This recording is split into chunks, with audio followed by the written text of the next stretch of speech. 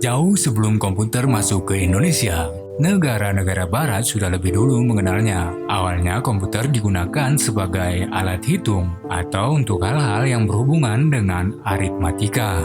Bentuk komputer pada awalnya juga tidak secanggih saat ini. Sejarah singkat komputer serta perkembangannya yang dibagi menjadi 5 generasi.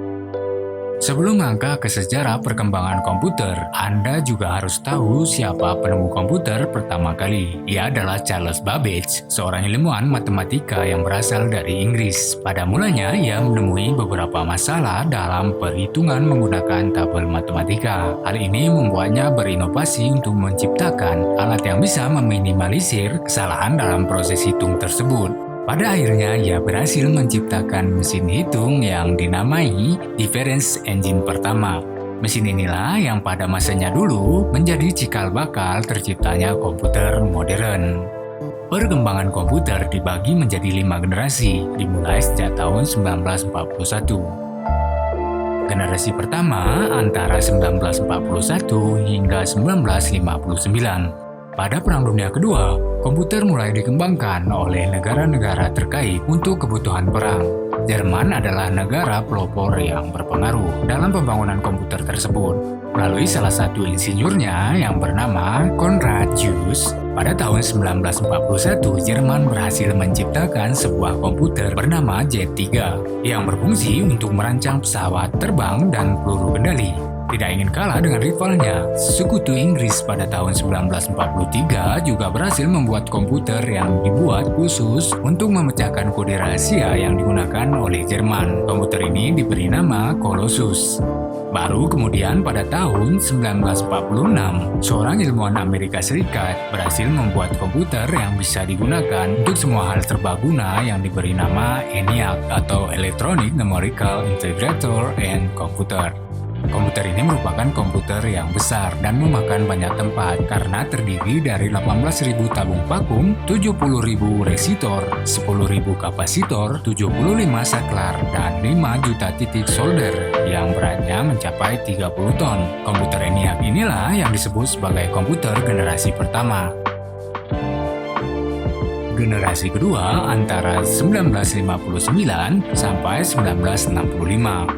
Komputer pada tahun 1960-an dikembangkan dengan transistor yang memiliki daya listrik dan ukuran lebih kecil. Bahasa mesin pada komputer juga menggunakan bahasa assembly. Komputer transistor ini mulai dipakai pada lembaga-lembaga pemerintah dan universitas untuk tujuan ilmiah.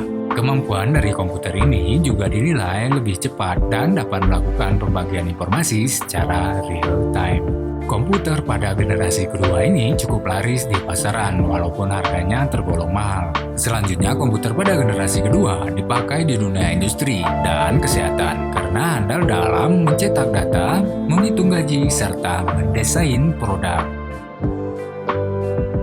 Generasi ketiga antara 1965 sampai dengan 1971. Komputer generasi kedua yang menggunakan transistor memang telah membuat ukuran menjadi kecil dan memiliki daya yang lebih hemat. Sayangnya, komputer ini menghasilkan panas yang cukup besar saat dipakai, yang berisiko merusak bagian komputer yang lain.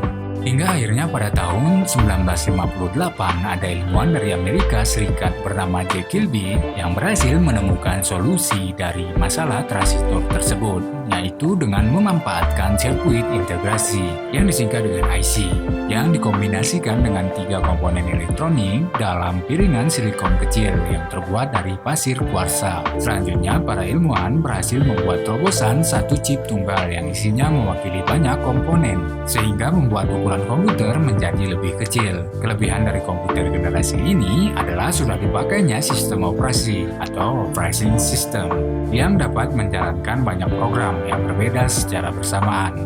Komputer generasi ketiga ini meliputi IBM 30, Univac 9000, Univac 1108, dan GE 600. Generasi keempat antara 1971 hingga 1980. Pada generasi keempat, banyak perusahaan-perusahaan yang berhasil bermanuver dengan menggunakan chip tunggal yang menampung ribuan komponen komputer dengan menggunakan teknologi LSI atau Large Scale Integration.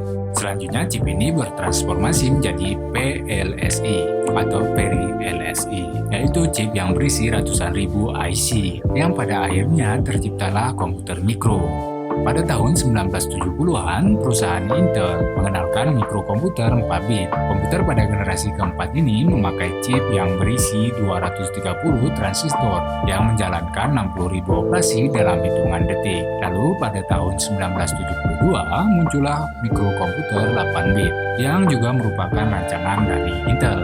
Ciri khas dari komputer di generasi keempat adalah mulainya digunakan green color dan pemakaian Microsoft Basic untuk bahasa pemrogramannya, serta CP/M untuk sistem kontrol operasinya.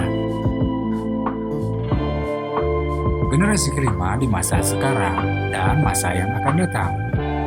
Komputer pada generasi kelima sudah mulai menggunakan standar PC. Perusahaan yang dianggap sebagai ahli dalam pengembangan komputer ini adalah Intel dan Microsoft. Bahkan Microsoft resmi menjadi standar internasional untuk software dan hardware komputer. Generasi kelima ini juga sering disebut dengan generasi Pentium karena penggunaannya sebagai salah satu mikroprosesor yang dianggap paling canggih. Komputer pada generasi ini juga mempunyai jutaan warna dan resolusi yang sangat tajam. Selain itu, pada masa ini berkembang pula komputer yang bisa dibawa kemana saja, seperti laptop. Selanjutnya, saat ini masih dilakukan tahap untuk merealisasikan komputer generasi masa depan yang dilengkapi dengan artificial intelligence atau kecerdasan buatan. Tujuannya adalah untuk bisa mewujudkan suatu perangkat komputer yang mampu melakukan komunikasi dengan manusia, mampu menggunakan input visual, dan belajar dari pengalaman pribadinya.